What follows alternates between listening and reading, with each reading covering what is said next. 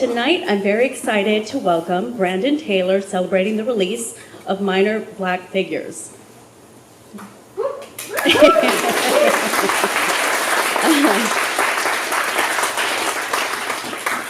Quick excerpt. A newcomer to New York, Wyeth is a Black painter who grew up in the South and is trying to find his place in the contemporary Manhattan art scene. Wyeth begins to reconsider how to observe the world in the process of facing questions about the conflicts between Black and white art, the white gaze on the Black body, and the compromises we make in art and life. Brandon Taylor is the author of the novel The Late Americans and Real Life, which was shortlisted for Booker Prize and the National Book Critics Circle John Leonard Prize, and named New York Times Book Review Editor's Choice and Science and Literature selected title by the National Book Foundation. His collection, Filthy Animals, a national bestseller, was awarded the Story Prize and shortlisted for Dylan Thomas Prize. He is the 2022-2023 Mary Ellen von der Hayden Fellow at the Dorothy and Lewis Cullinan Center for Scholars and Writers. Taylor will be joined in conversation with Yuri Long, an artist based in Washington, D.C., working mainly in photography and printmaking. His work has been shown across the DMV and beyond, including photoworks in Glen Echo Park, the Museum of Contemporary Art of Arlington, the National Geographic Museum. His work focuses on theme-related perceptions of time, memory, motion, and color, and how images allow us to navigate them in novel ways. He is self-published in 2 photo books throughout Imprint's Antiquated Modern Press. Let's welcome to the stage Brandon Taylor and Yuri Long.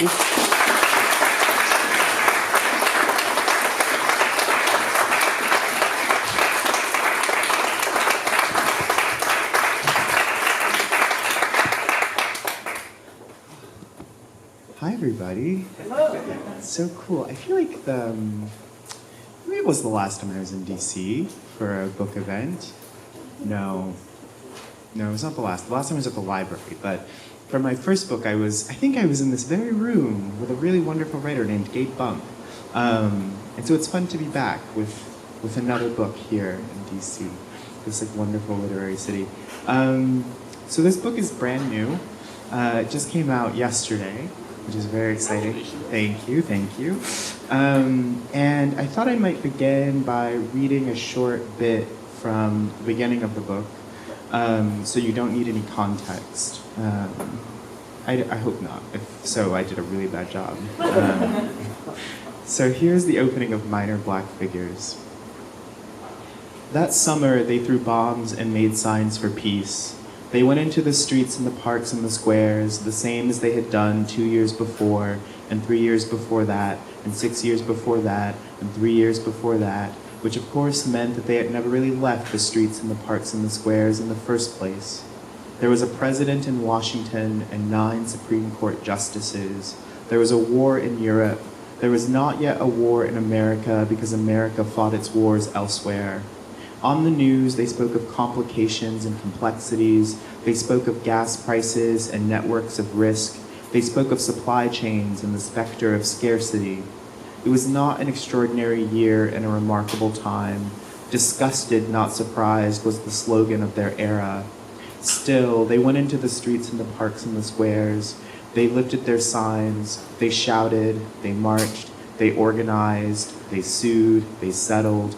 Some wondered if the streets and the parks and the squares were themselves merely other settings for the unfolding of a vast play.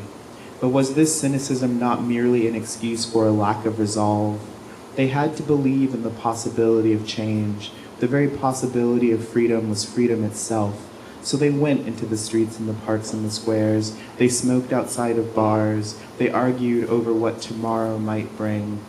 The lesser among them, the timorous, the doubtful, and the wavering, stood back, watching, waiting for some greater sign, savoring their doubts. It was a hollow time. It was a dull time. It was summer, and Manhattan steamed between 2 rivers. And I'll stop there.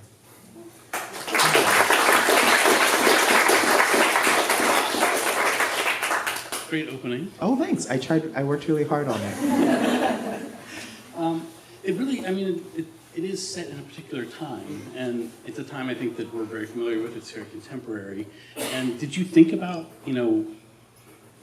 how you wanted to set this? Did you ever consider putting it in a different time, or? I don't know that I considered putting it in a different time, but I tried a kind of like ahistorical fable-like fiction where it's kind of vaguely contemporary. Like there are cell phones in it, but you couldn't like point to a particular year or day. And I tried that for a while, but it just felt like it was hard because by doing that, I had to make up everything in the reality of the fiction whole cloth. I had to invent the historical situation as well as inventing characters and character dynamics and all of this other stuff.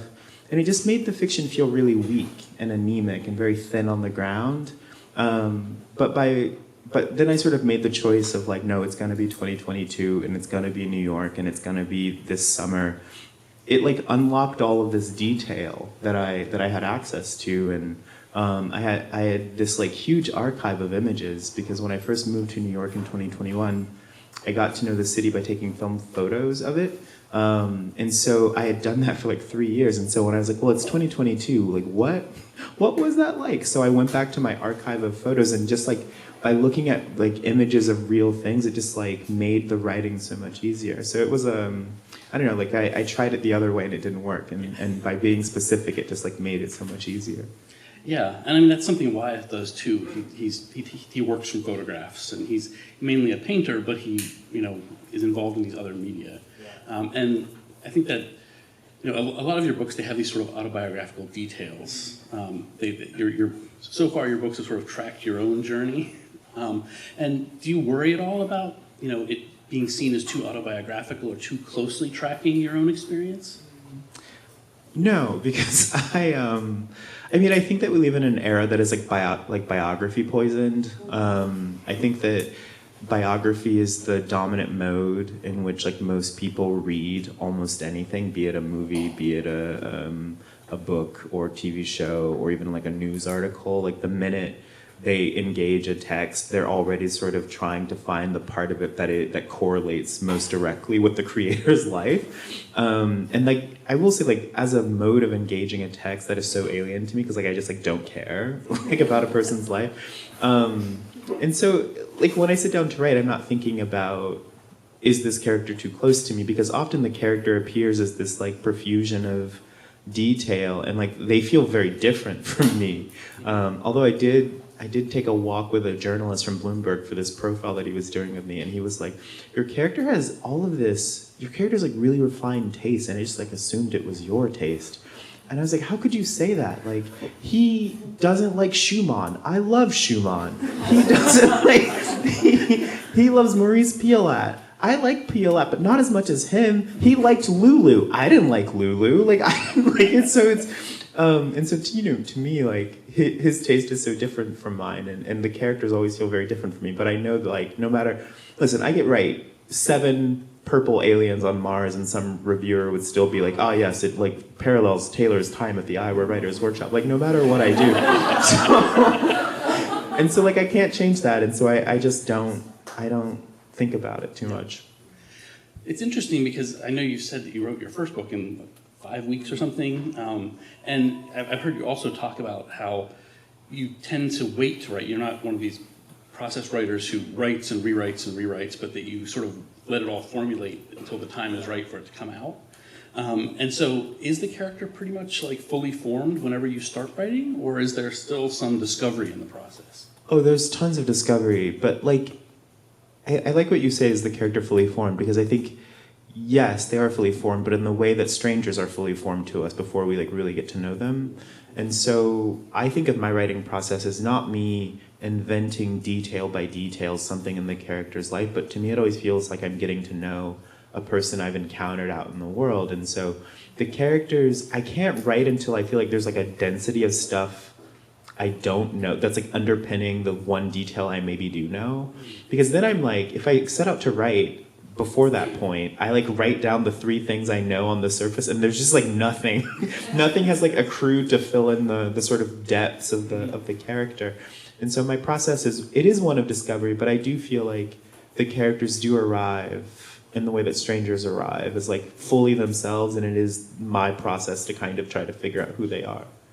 That's really interesting, because I find that one of the things about your characters is that, I want to put this the right way, but you're really good at describing how people discover each other. And I feel like it's a very natural way, but it's not the way most people write. Yeah. I always tell people that I was raised by wolves, like, because I grew up in a family, there wasn't a lot of like interpersonal getting to know, like that just like wasn't a thing. And so I feel like a lot of the social processes of like getting to know people that other people take for granted, they feel totally alien to me. And so at the same time, I'm like, oh yeah, I know that people must fall in love. I know that people must make friends, but how do they? And so I feel like the difference between my approach to sort of depicting interpersonal relationships or any relationships between characters and the way that someone else does it, I think that main difference is just because those people take it for granted. like they don't have to write all the steps down because they know how it works, and I don't know how it works. And so I show all the steps of how a relationship forms.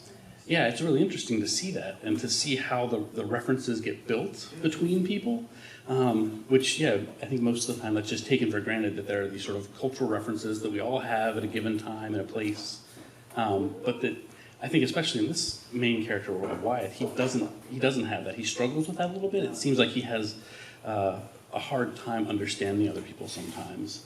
Yeah, he doesn't really get it. I mean, I think there's also a moment, there's like a moment in the book where he like watches someone else have an epiphany and he's like disgusted. Like he's like, Yeah.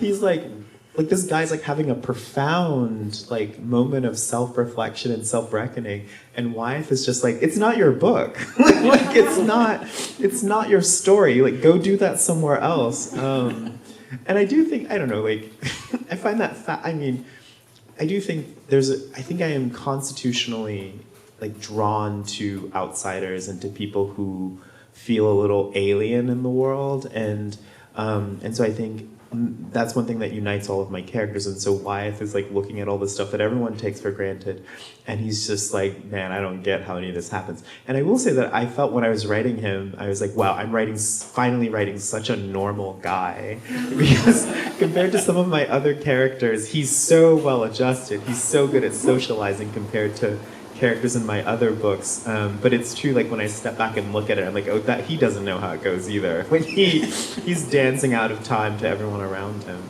But it's interesting, because I think as a reader, it really like it takes you into his interior in a way, and you really associate with him and feel, you're very empathic towards the character because of that. Is that something that, I don't know, you consciously are trying to engage readers in that way, or is that just sort of a consequence of the types of characters that you write? Yeah, I mean, I think maybe it's a consequence of the characters I write, but it might also just be like an aspect of my writing. Like for me, as I said, like writing is like this act of discovery, and I'm like trying to understand more and more like why this character is the way they are, and like why do they behave, how they behave and respond, how they respond. And I think that engenders a kind of empathy or sympathy with the character. And because I only write in this kind of very tight, limited third person, it means that I spend a lot of time with that character. And so the novel itself ends up sitting in pretty deep sympathy to that main character, which, has its benefits and its limitations. But one of the benefits is, that the book itself becomes this elaboration on the character's interiority, and that it sort of takes you deep inside, and you start to see the world through their eyes a little bit. But then that can become incredibly claustrophobic, and then you have to go in and edit and take all the ruminations out. Yeah, there are some times where he's in a conversation, but he's so deep inside himself that you forget he's talking to someone else. Yeah, and then I'm like, strange, Wyeth said. Like, then you gotta I think there's a moment when he's like literally in the middle of a meeting, and he's like thinking about the cross, and he's like doing this like deep theological pondering, and then he's like, anyway, Wyeth clicked the slide. Like, you've gotta find ways to bring him back. But I do think like sometimes life is like that. Like life is like that where you're talking to someone and they are like on the moon. Like they are thinking about dinner, they're thinking about grading their papers, like and they're totally not present. And then you can kind of tell when they wander back from wherever it is that they've been. Do you find it hard to describe, like, because it's so focused on one character, is it hard to write the other characters then? No, I love it. I love it so much. I was just talking to someone about this last night. Like one of my favorite things to do is to get sidetracked by a tertiary character, because it's like you get to write a little short story in the middle of your scene where like a character, like, and there are many moments in this book like that where like the book kind of gets distracted by someone in the background. And so like, you know, there's a moment in the book where Wyeth and his friend Bernard are in the park watching some women play volleyball in a sand pit. And then they're talking about something very serious, but then the book is just like so distracted by these women playing volleyball that they kind of become the foreground, and Wyeth and Bernard become the background. And I think like that is just down solely to my incredible sickness of just like being really into background characters and like what they're doing. Like anytime I watch a group scene in like a TV show, I'm like I pause it and like look at what all the people in the background are doing. And so I love that stuff, and I think maybe also that comes from reading a lot of 19th century fiction. And so like even though I write from, you know, my books have like a seat of consciousness primarily in the experience of like one character, you know, part of the democratic project of my novel is that it's able to accommodate all the other characters. And in fact, I love it when they show up with their own baggage, because then they get to say really mean things to the main guy. Some of which he doesn't always get that it's even mean. Then they have to like loop it back around and be mean to him again, so he like finally gets it. Yeah. That's such an interesting process to me, because you're sort of looking at things from all these different perspectives while still sort of trying to drive the story forward. That's something in my work I don't have to really worry about so much, because it's all just my own visuals and what I'm focused on. So I don't like it's, and I think it's hard for, you know, for me sometimes to understand that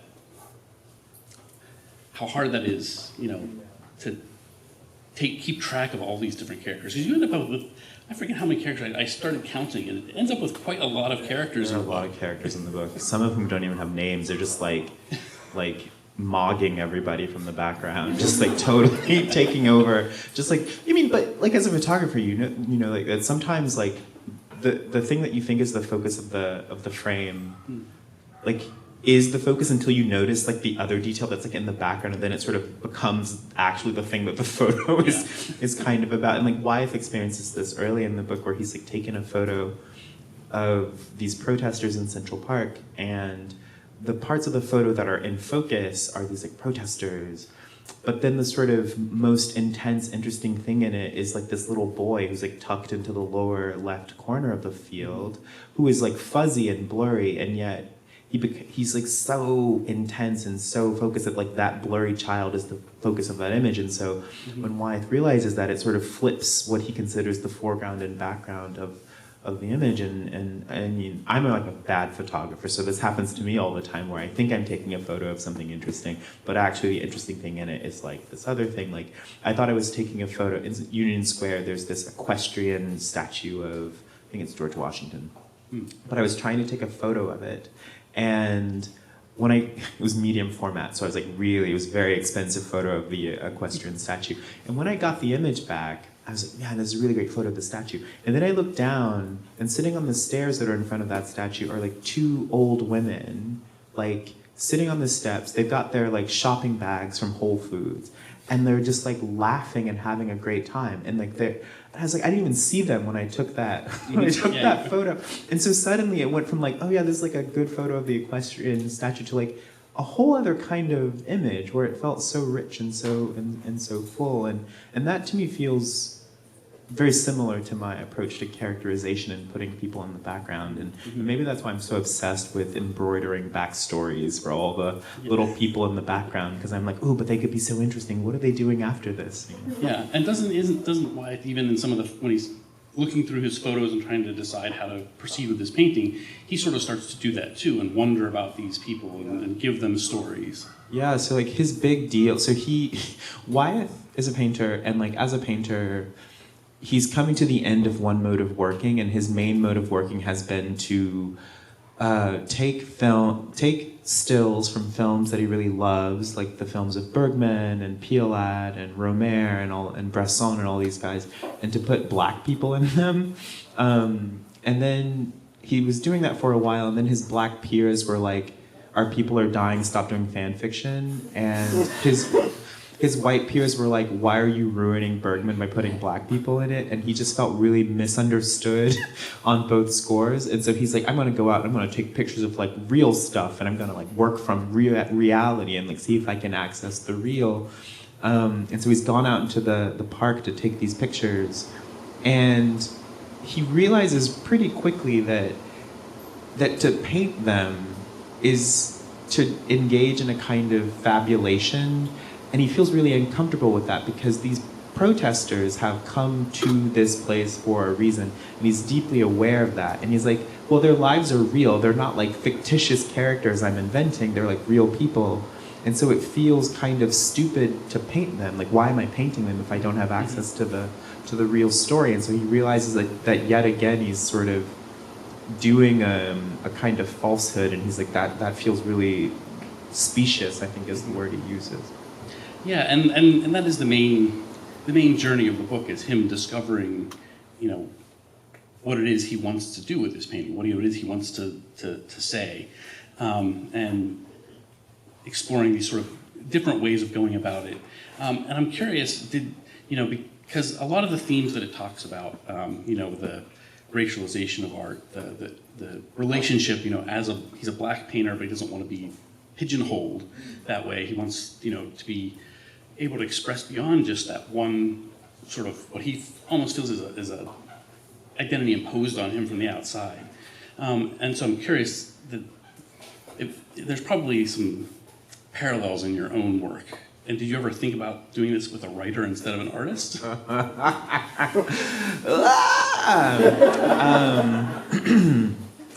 I mean, that's a good question. No, he was always a painter. And he was always a painter because after my last book, I wrote three manuscripts of fiction that were very severe because I had been accused of like writing only about artists and only caring about the elite or whatever, even though my characters have jobs, when many people's characters don't have jobs. I'm not bitter about it, it's fine. Perfectly fair criticism if you don't read. And so I was like, I got it, I'll do it. And so I decided I was gonna write 3 books about a guy who just works in a deli and doesn't think about classical music one time. And that went fine, it was great, it was a lot of fun, but it was very severe. And there wasn't a lot of occasion to like describe light changing on a wall. And by the time I came out of that mode, I was like, man, I just want to describe stuff again. And I want to like do some ekphrasis. I want to like describe art and think about art. And I was like, if I write a painter, I'll be able to smuggle that into the book. So he was always a painter. But the questions of like black art and the commodification of black art and the anxiety that you feel as a black artist sometimes of like, do people like my work for reasons that are about the work, or do they like it for reasons that are attributable to some other thing? Are they interpreting my work in a way that makes me feel like I've been reduced or dehumanized? Do they love my work for reasons that are actually kind of racist, even though they may appear progressive on the surface? And what does that do to the artist who can't create because he's so aware of his own reception? Like, what does knowledge of your reception do to you? And I think like that was a thing I had experienced directly, because shortly after I sold my first book, I sold my book in January, and then in February, all these editors came knocking, being like, remember Black History Month? Like they came knocking during Black History Month and like asked me to write essays and articles about like the plight of black people in America. And I was just like, man, my only qualification to write about that is that I am black. Like, you should maybe ask people who are black and also have studied this with a great deal of rigor, who would have a lot to say about it that isn't just, I get sad sometimes about racism, but would have like concrete things that would make the world a better place if they were to be given a platform to write it. And I felt like I was being asked to sort of commodify myself and my own experience. And then my book came out in 2020, came out in February, and then the uprisings of 2020 happened. And suddenly there was all of this stuff being read into my book that honestly I was not thinking about when I wrote it. Like, I thought I was writing Leaving the Atocha Station by Ben Lerner, but with a black guy in it. And suddenly people were saying like, oh, real life is a scintillating and urgent send-up of like liberal hypocrisy in the academy. And I was like, man, I was just writing about how sometimes grad school is lonely and like exploitative, and I was just trying to write a campus novel with a black guy, and suddenly there's all this sort of political valence appended to the work, and I felt like I was being given credit for doing something that like I didn't set out to do. And then I was like, wait, so is my book being acclaimed based on this set of readings that I just like didn't even contemplate? And I think like that is a thing that like happened to me, but is a thing that I think happens to many artists, and not just black artists, but to any sort of minoritized artist in the world. And so this question of mediation, this question of like I think in the book they call it the art cop, the sort of thing in you that won't let you write because you're so worried about how it's going to be received and like what are the narratives that are going to be appended to it, that you can't even see your own art anymore, your own ethic. And so yeah, a lot of Wyeth's questions are also questions I have about my own stuff, but I just don't think it would have been interesting to write a writer. Like, it's not as fun. They're watching Romare movies, but like, I mean, a writer writing a Romare movie is a writer watching one is like pretty boring, because then you don't get to describe the light changing. Yeah. And your writing is so visual. I mean, I love reading passages where you're just doing description. The scene where he's working on the lithographs, and going through all those process. It's like I was actually standing in the art store earlier today, and thinking back to when he's in the art store, like looking at pens. and One of my favorite chapters in the book, I mean, literally a chapter, he goes to this Japanese stationery store called Kinokuniya across the street from Bryant Park. And at a certain point, I was like, do I take out this chapter where he browses for pencils? I'm like, no, you need it. You need it for the discursive possibilities of the novel. But that kind of materiality is deeply interesting to me. And so like there's a long passage where he's just like rubbing eraser into paper to clean it, right? And I don't know, that sort of materiality is interesting to me because it's not enough just to write him being kind of sad and ruminative about what will happen to us in the archive. Like, that's okay, but I don't know, it feels important also that we show him with literally his nose hovering right above the paper as he's like cleaning it somehow.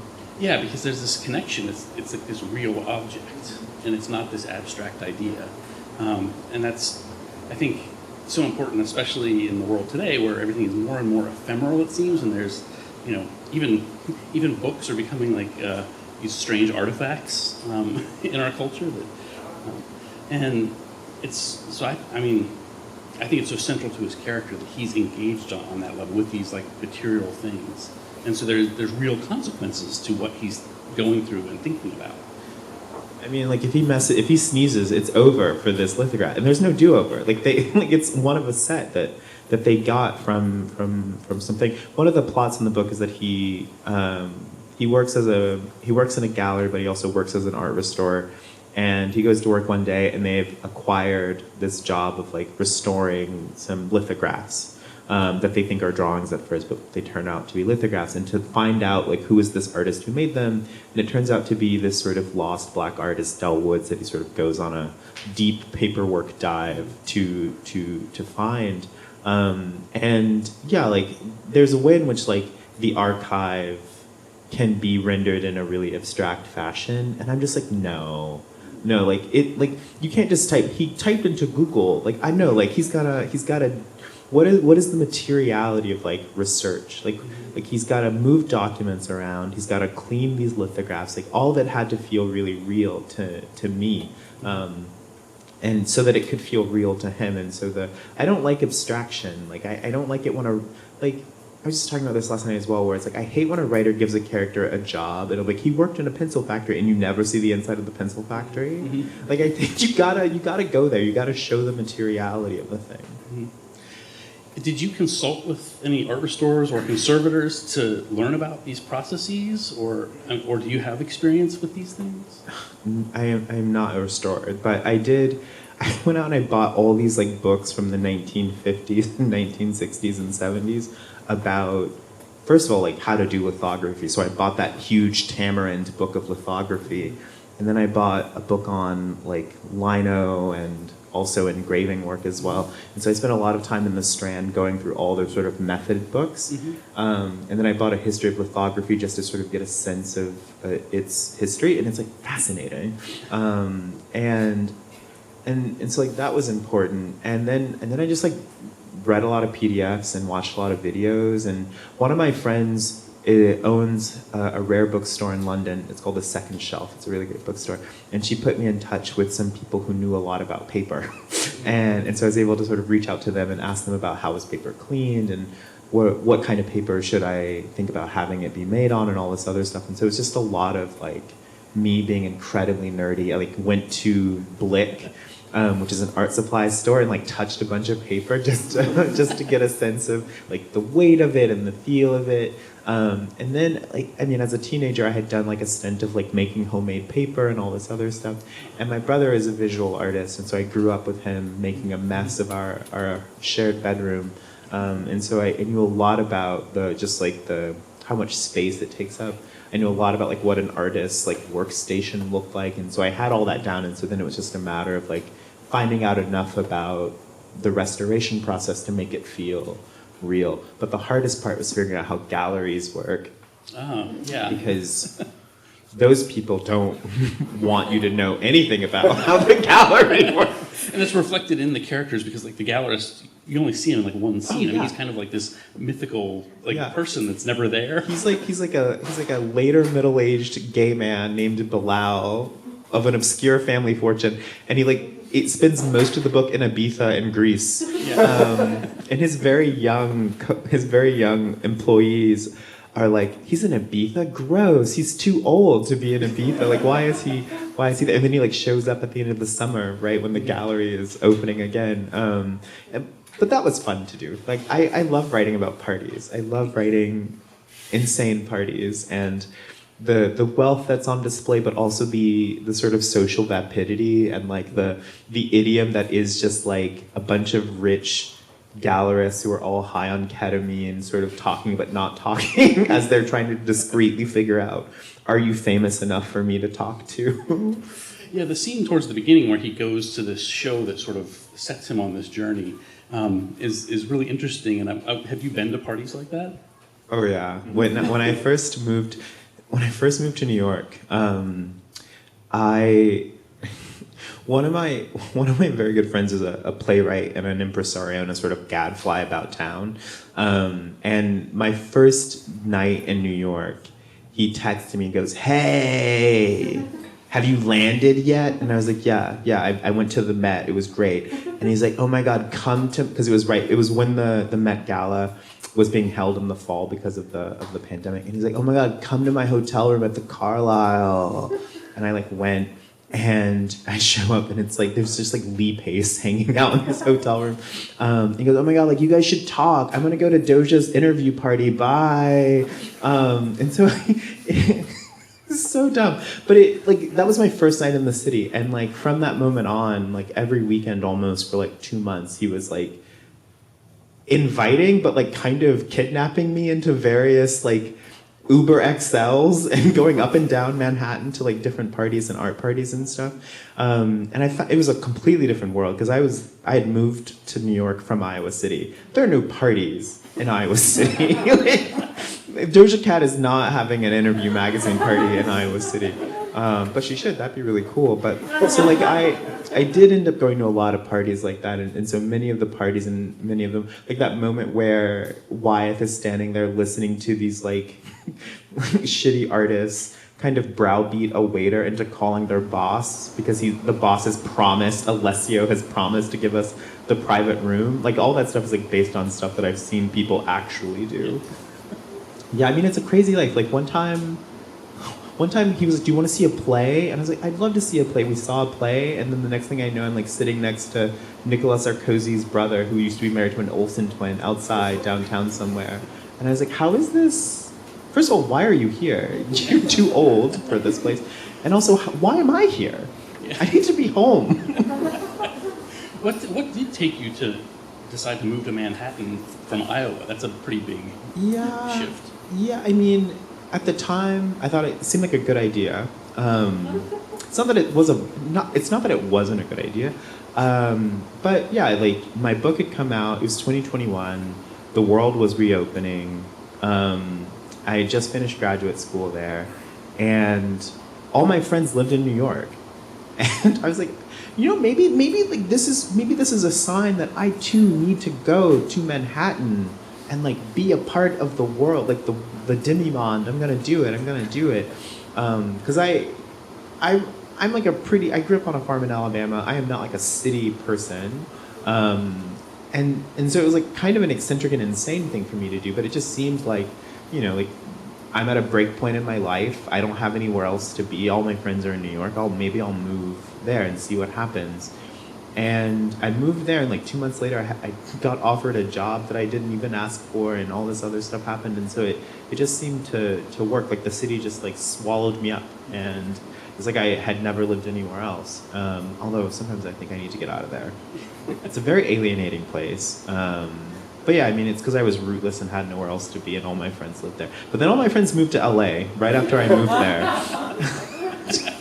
They moved to LA or Brooklyn, and like that's basically the same distance from Manhattan. One of my friends moved to Queens, and I was like, see you never.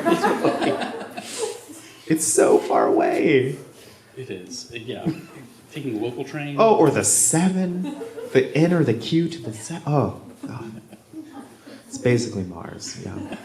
But that's also something that Wyeth experiences. He sort of goes there, and is also sort of swallowed up in the city. And it's interesting because it's, I've never lived in Manhattan, but I've been there a lot. And it's very evocative the way that you describe the place, too. And it's almost like New York is a major character in the book. Yeah. I would say hopefully it is. I mean, I was really anxious about setting the book in New York because New Yorkers don't play about their city. And also, to this point about mediation, New York is a place that is perhaps overrepresented in the American imaginary. Like, it's hard to even see New York because it has been so photographed. It's been so documented in film, in television, on Instagram, on TikTok, in essays, and in novels and plays. And so I was just like, man, do I have anything novel to say about New York City? And also, it just, because I lived there, I had built up all this level of like useless detail, which makes it hard actually to write about a thing. Like sometimes it's harder to write about a thing that you know really well because you have all this detail that's just like in the way of like what is interesting. And so I was like, well, there's a version of this where I just like name every single street that he goes down, and sort of it becomes very dry and like a sort of documentary of a life, but like that's not interesting, right? And so I had to kind of overcome this anxiety about New York being a place that has already been laid claim to by so many.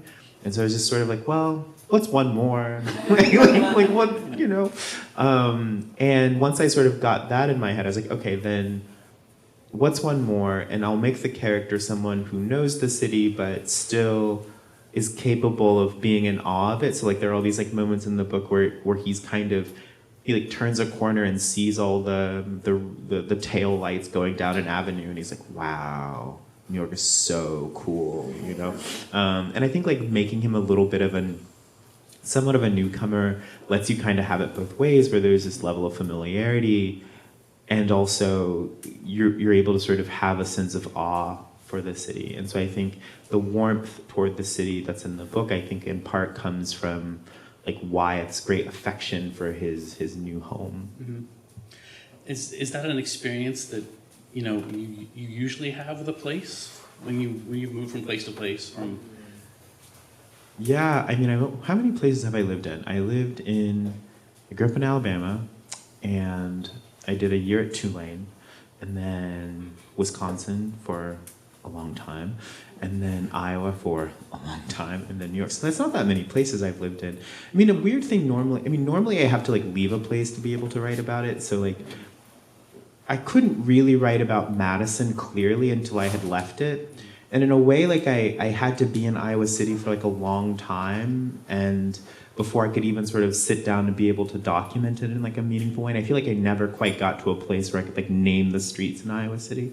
And so like New York was odd because I was still living in it and I didn't have this distance, right? But that's where the photographs are really helpful, because instead of inscribing my New York onto Wyeth and sort of writing about New York with my current 2023, 2024 eyes, I could go back and see like what was I drawn to in 2022? What is a person who's been in the city for about 8 to 10 months?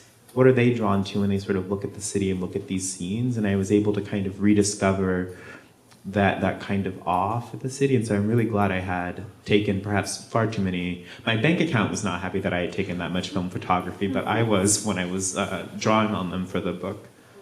Yeah, it's interesting. There's a section where Wyeth goes through a little bit of gear acquisition syndrome, is what we photographers call it, where he's lusting after these expensive cameras, expensive film cameras. He's got the eBay link open. And I mean, I can relate to that. I have, my wife can attest to this. I have way too many cameras. I have a cabinet full of them, and some of them I haven't used in years. But it is interesting that he's going to this. He's using film still. He's shooting. He refers to them as 35mm stills. He's very much analog in that way, and he's on social media. He's like in the world. He's posting on Instagram, but he has this sort of very analog life. And I'm curious if that was intentional, that you wanted a character to sort of be in this analog world and not so submerged in the digital. Yeah, I mean, even his digital stuff, he's so anal about, right? Like, there's that argument he has with a friend because every time Wyeth takes a picture, he opens up the app and like tweaks the exposure until it looks like what it looked like through his eyes before he took it. And his friend is like, "Do you edit every photo?" And he's like, "Yeah, so it can seem more natural." And he's like, "You edit it to make it seem more natural?" Yeah, the analog felt important because at least it was important in my own life because it slowed me down and it was my way of sort of getting back to being creative when I had really bad writer's block. But it's also like, I felt like it was a cure to the sort of typical millennial trope of like the millennial trope who's like the millennials like so frazzled by digital life and they're always on their phone scrolling. And I'm just like, some millennials are like that, but some of them are not. Like some of them, they use Instagram or whatever, but they're also, they have record players and VHS and they buy the physical copies of the games and the software that they want to use, and they are interested in slowing down and thinking. Like this is the generation that gave us stomp, clap, yeah, and like bespoke candles. You know what I mean? So I guess like I was trying to write about that kind of millennial experience. Millennials kind of always straddling the sort of analog, and in one way, this book is like a love letter to the handmade and to the analog and to the slow process. Well, I've asked a bunch of questions, so I think we should open it up and see if there are any questions in the audience. Hi. I asked a question because I know there's one half of the book that you guys have not had a chance to go into, which is Catholicism. On the other hand, I want to take advantage of the fact that you're both photographers and maybe not go down that direction. So maybe I'll let you pick.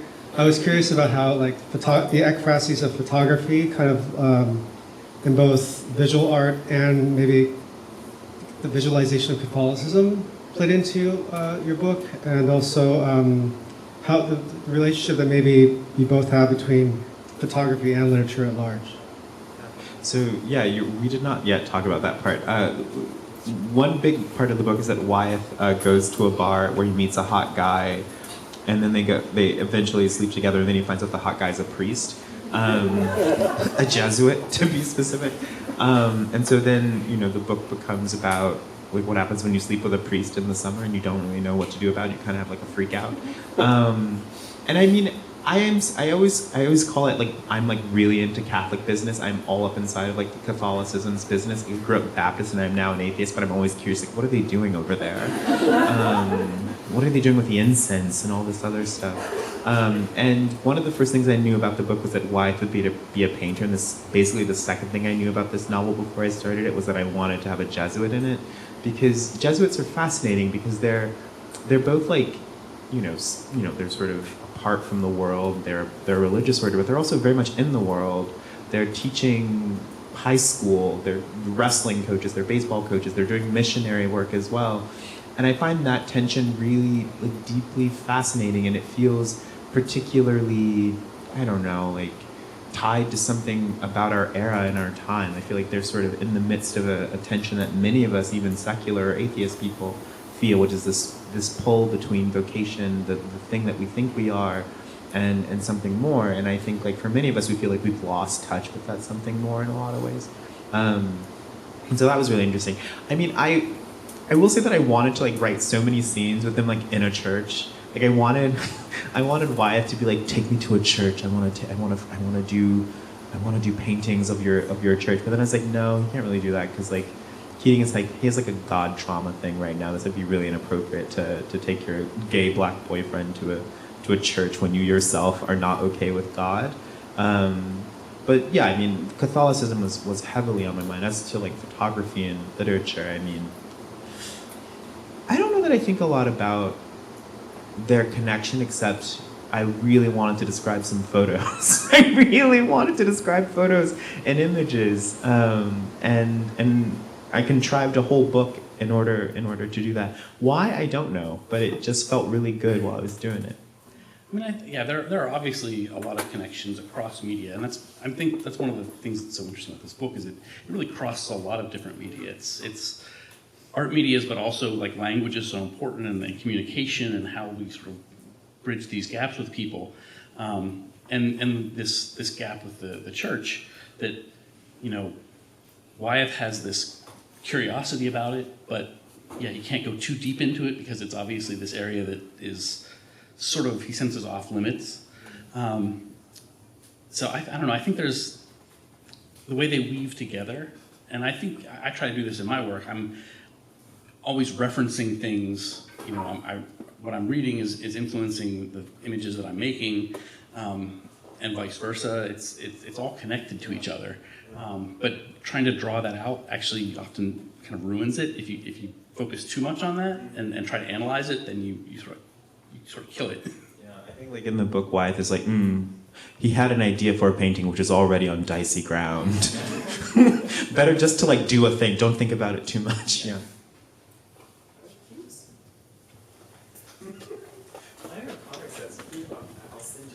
Hello.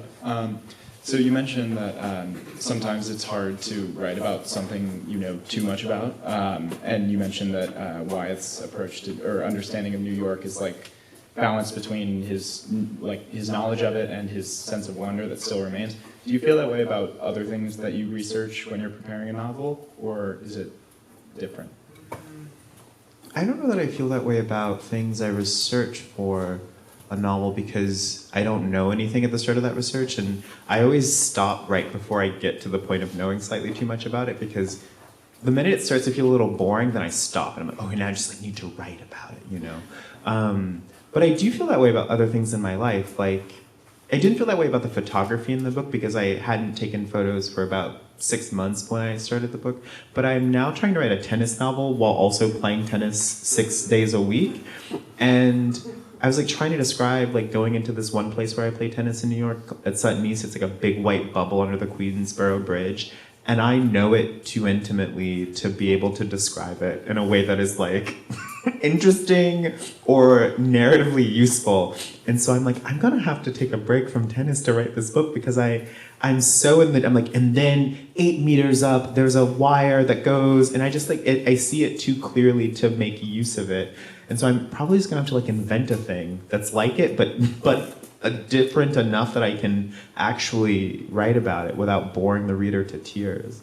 Speaking of tennis, have you read David Foster Wallace's essays on tennis? Oh, friend.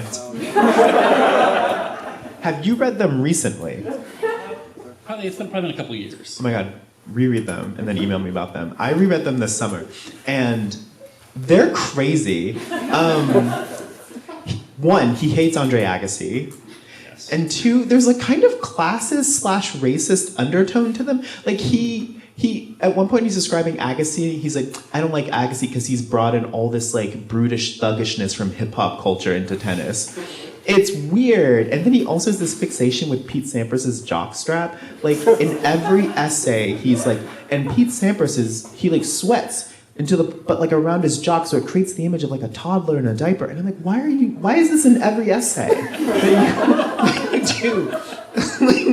They're genuinely so fascinating for what they reveal about the mind at work there. The tennis writing is, of course, like really good, but I was just like, what is this guy's deal?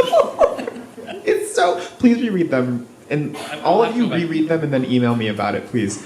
I've been like wanting to talk about this with someone. Like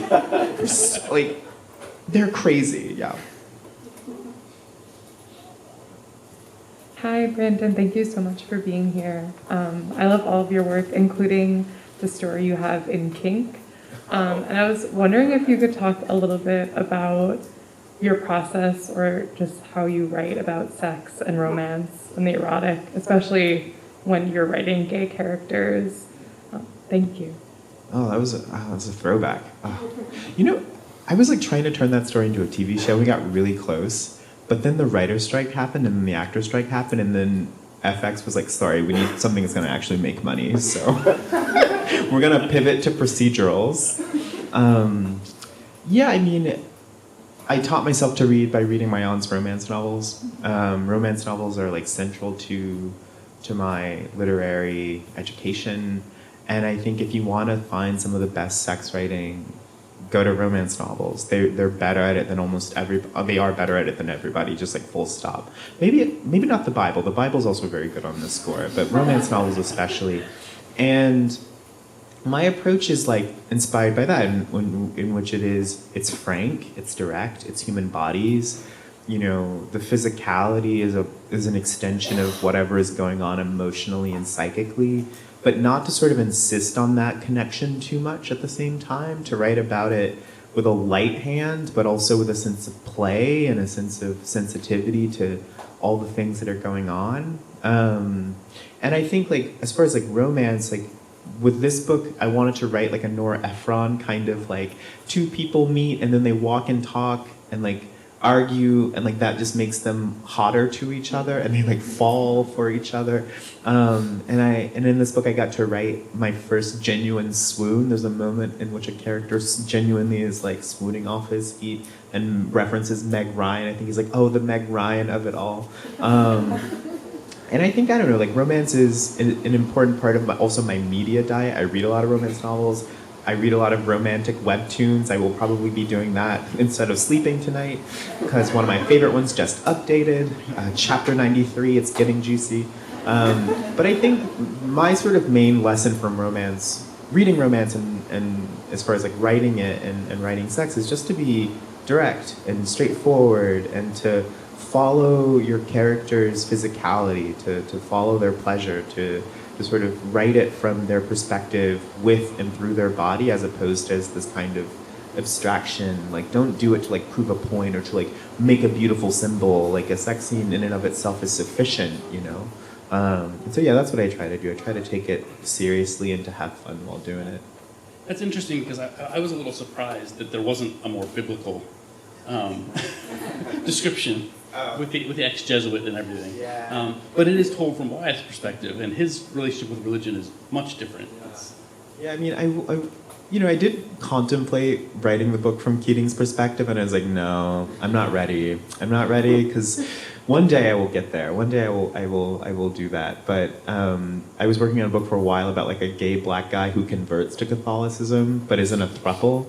And maybe I'll finish that book one day. I'll come back to it. But yeah, I mean, it felt important that it be focalized through Wyeth, and Wyeth's religious upbringing is very different from Keating's, and so his experience of his own physicality is very different from Keating's. But in some way, to me, Keating is like the most physically free person in the book. Like, he's the one who's like, yeah, I'll come to your house in the middle of a rainstorm. Sure, what's up? like he's the one who's physically free in a way that I think Wyeth somewhat still feels inhibited in some ways. I think in another interview you said that your editor thought the book you abandoned on your way to this one was like some of your best writing. And I'm curious if you're ever going to go back to that, or if we'll ever get to read that. Yeah, so that book was called Group Show, and I worked on it for like 5 years, and I kept writing 137 pages and throwing them out. I did that like 5 or 6 times. I even got a fellowship to work on it. It just like wouldn't work. And yeah, I sent it to my editor, and he's like, best writing you've ever done. You're so good. I'm like, thank you so much. That's so clarifying. I don't want to write it. And so I threw it away. I don't know. I mean, I think in a lot of ways, maybe I will. I've been thinking about that book more lately, and like maybe I will go back to it now that, because like the issue was just that I didn't know how to write a book at scale, and I felt like I needed to learn how to do that. And I feel like with this book, I sort of worked out how to do that better and more. And so in this book, I sort of overcame the technical challenges I had in writing that book. And so maybe now I am the writer I needed to be to write it. Or maybe some of that book's, preoccupations were worked out here, and maybe it'll be a different thing. But I don't know. I mean, I have 137 pages on my. I have basically 150 of 3 different books sitting on my hard drive, and maybe one of them will survive the wreckage. Oh yeah, good idea. Like, little edit. It's a novella. That's a good idea. Okay. Maybe I'll do that. Kind of similar to that, I'm like hearing about all these other novels that are sort of in the works, drafts that you have, and I'm just like in awe that you could have multiple projects like that going on. And so I'm curious, like, do you like bounce from the different drafts? Is it like, yeah, when you're feeling tired of it, like, I need to put this away? Like, what does it look like for you to have multiple stories, in the works? I'm just curious to hear more about that. Yeah, I mean, I always tell people I'm such a monogamist. I am a monogamist. I work on one thing at a time, and because like that's how it feels when I'm doing it. But when I zoom out and I look at my Google Drive, don't use Google Drive, guys. They are stealing our words. But like, I'm like, there's so many. There are at this moment, I think, three novels in a significant drafting phase on my computer right now, and I don't really know. I'm as likely to go back to them as to start a new one at this point. And I don't know what I'm going to do, is the short answer. I don't know what I'm going to do, because my next book isn't even fiction, it's nonfiction. I have 2 books of nonfiction that I have to turn in by the end of the year. So who knows when I will go back to those novels. I mean, my experience of myself is that I get stuck into a project and I do the project to its end point. But when I look at the evidence, like, that's just like not the case. So I don't know. I don't know what's happening. I think like maybe elves are working on it while I'm not looking. But what I hope is that I can pick one of them and like finish it, and then pick another one and finish that. Like, I really want to get these things off my computer. That's how I felt when I was writing this book. I was like, I can't wait to finish this book so I can like finish some of these other things. And so maybe now that I've finished this and I figured out this new method, I'll be able to go back to those other books that I abandoned and save them from the orphanage. And sometimes you do just need to finish something. Yeah. I mean, I similarly have this book project that I'm on, I think, version 14 of, and I just had to abandon it and publish a completely different book this summer just to do something. Just to do something. Yeah. I feel that all the time. Yeah. This summer, instead of working on anything, I just like wrote 15 short stories in Paris. Just like, Yeah. I needed to finish a thing. Yeah, the power of finishing. I like that. We have time for one more before we get to the signing. Yeah, right here.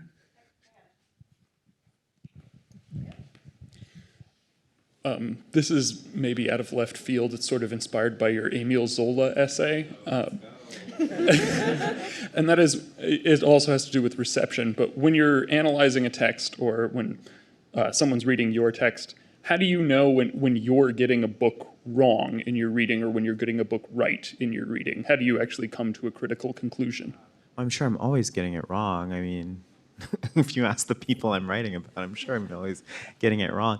You know, what I used to think that there was like, that there was a right answer and a wrong answer in a book, and there was a right way and a wrong way to read it. And what I've learned just from reading a lot of criticism and also trying to write criticism is actually like there isn't, and that some readings, some writers, some critics have very charismatic readings of a text that feel really convincing to us and that move us and that we relate to and that help us understand the book more. And that isn't to say that that reading is superior to another. And I think like often what feels like the sort of critical consensus or like the definitive take on a book is really just like the most persuasive or the most charismatic read on it. And because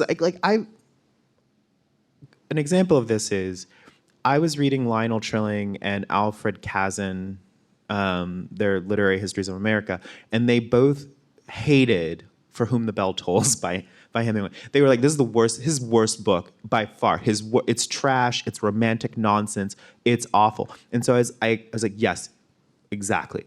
Bad book, so bad. And then I read it and I was like, this is the greatest American novel ever written. I don't care. Lionel Trilling, you are my father, but you are wrong on this one.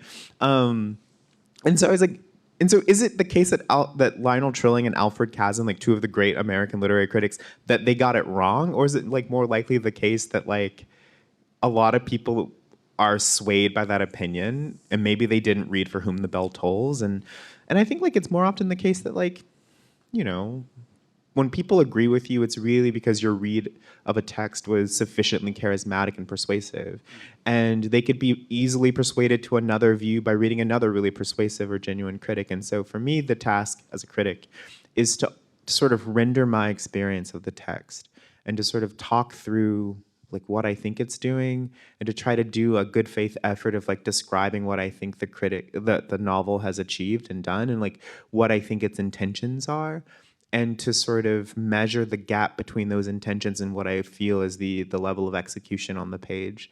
And then to leave it to the reader to sort of make their own decision. Like for me, the best result of criticism is that a reader reads your piece and is like, okay, I want to go read the book too and see if I agree or disagree. And I've had people write to me and say like, I read this book because you hated it. And I also hated it. But I also have had people say, I read this book because you hated it. And I actually kind of liked it. But I see what you were saying. And like, it was useful to have a way to read it, right? And I'm like, that's perfect. Like if the criticism invites deeper engagement with the book under consideration, I'm like, oh, let's go. Like that's people reading books, never a tragedy as far as I'm concerned. And so that's what I'm always trying to do is just like be honest about my experience of the text and then let the reader sort of come to their own conclusions. All right, let's give it up for Brandon Taylor.